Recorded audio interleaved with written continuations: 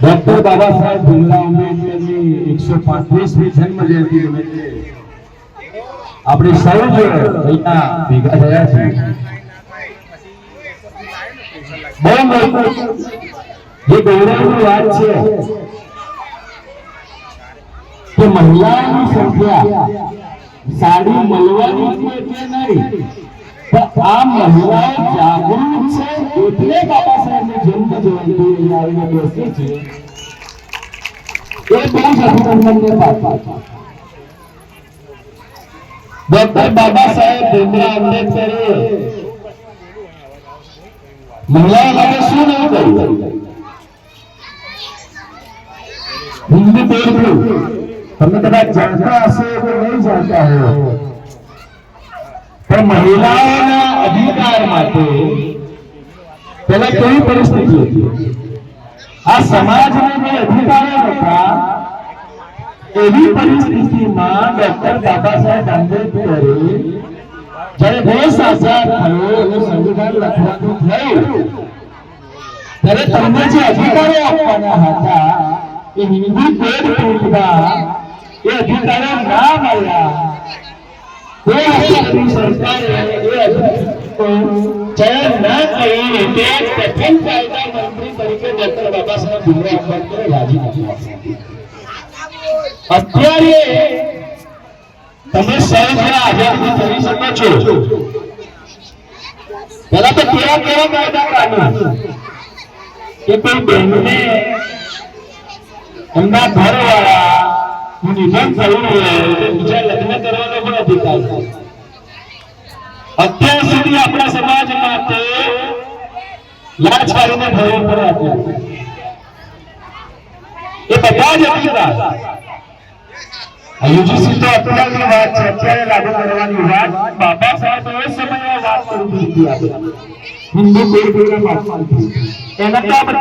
છે તમને જે અધિકારો બાબા સાહેબે આપ્યા છે અને બાબા સાહેબ આપવા માંગતા હતા તેનું રક્ષણ ફક્ત અને ફક્ત દલિત સમાજની મહિલાઓ જ કરી શકશે, બીજા કોઈની તાકાત છે નહીં। એનું કારણ એ છે કે અમારા જેવા કેટલાય આગેવાનોને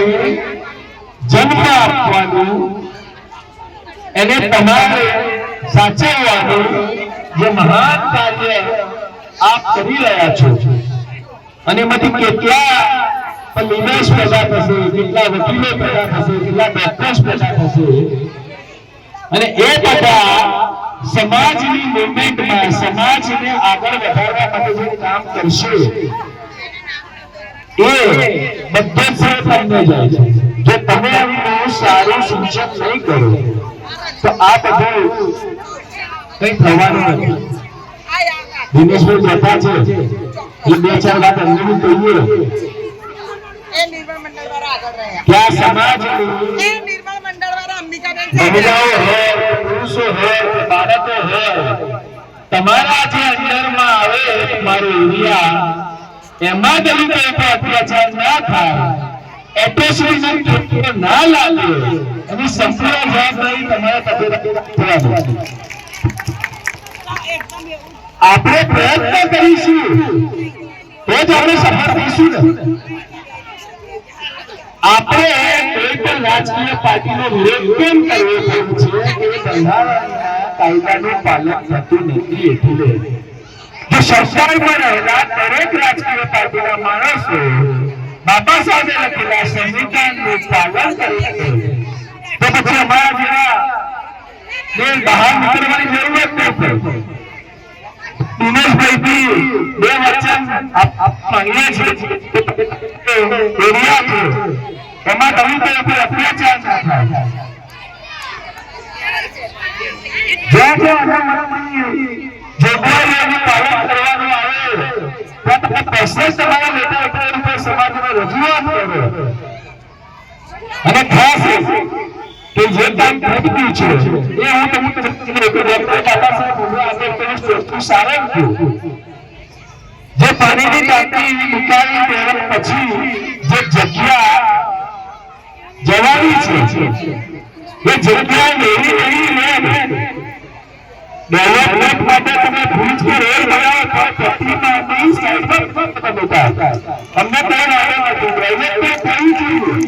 તો પ્રતિમાની બાજુમાં ભુજ વેપારને પણ રેલ ન બને કદાચ તો અમૂડી તમે તમારા માધ્યમ સરકારને રજૂ કરશે તમે સૌ ભેગા થયા છીએ એ બાબતે મારું બોલું શાસન થશે તમારું બોલું શાસન થશે કે આપણે ભેગા એ શાસન થશે તો જય ભારત।